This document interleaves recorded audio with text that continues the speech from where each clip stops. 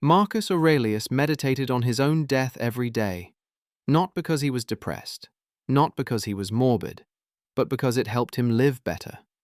The Stoics had a phrase for this practice: Memento Mori. Remember, you must die.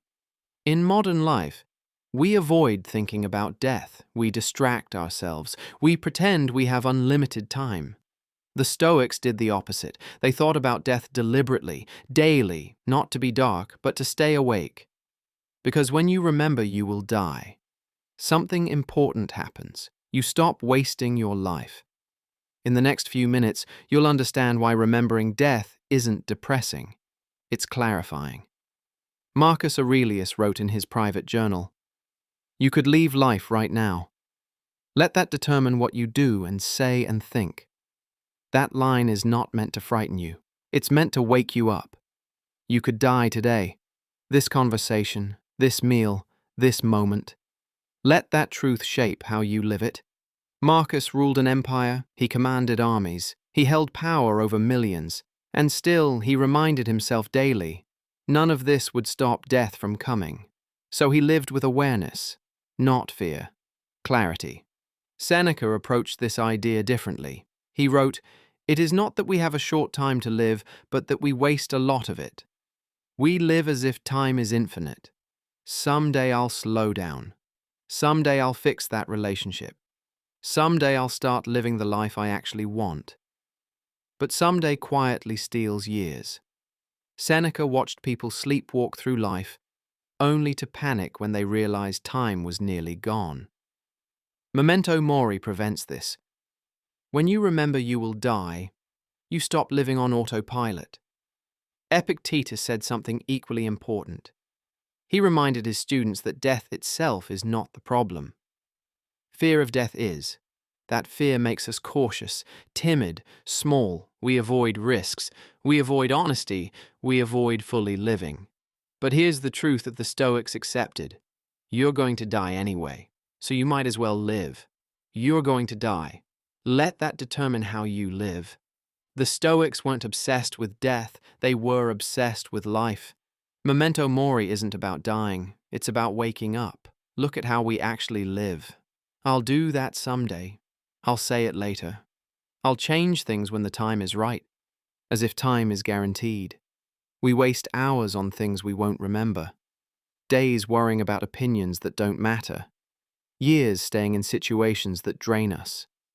We trade our life, the only one we get, for distractions. We avoid the conversations that matter. I love you, left unsaid. Apologies postponed. Dreams shelved, always later. What if there is no later? What if this is it? Ask yourself this. If you knew you had 6 months left to live, what would matter? Would you care about traffic, about online arguments, about impressing people who don't care about you? Or would those things suddenly feel very small? You don't have infinite time. Neither do the people you love. Every day you waste is gone forever. Every conversation you avoid may never happen. One day, maybe today, maybe decades from now, it ends. You're going to die. The question is how you're going to live. When you practice Memento Mori, something shifts. Trivial things lose their power. Traffic, rude comments, embarrassing moments. In 100 years, none of it will matter, including you. That's not depressing. It's freeing. You stop waiting. Someday becomes today. The trip you keep postponing, the conversation you've been avoiding, the life you want to live, start now. Not recklessly, intentionally. Memento Mori doesn't create anxiety. It creates urgency with peace. You begin to appreciate what you already have. This meal, this conversation, this ordinary moment. One day it will be the last, and you won't know which one it is. So be present now. Memento Mori doesn't make life sad. It makes life precious. Here's the practice. Each morning remind yourself, I might die today. How will I live? Not to scare yourself, to focus yourself. Each evening reflect, if this were my last day, did I live it well? not to create guilt, to course correct, and in difficult moments ask, will this matter when I'm dying? If yes, give it your full attention. If no, let it go. Remember, you will die. So remember to live. Marcus Aurelius died nearly 2,000 years ago. The empire he ruled collapsed. The wars he fought were forgotten.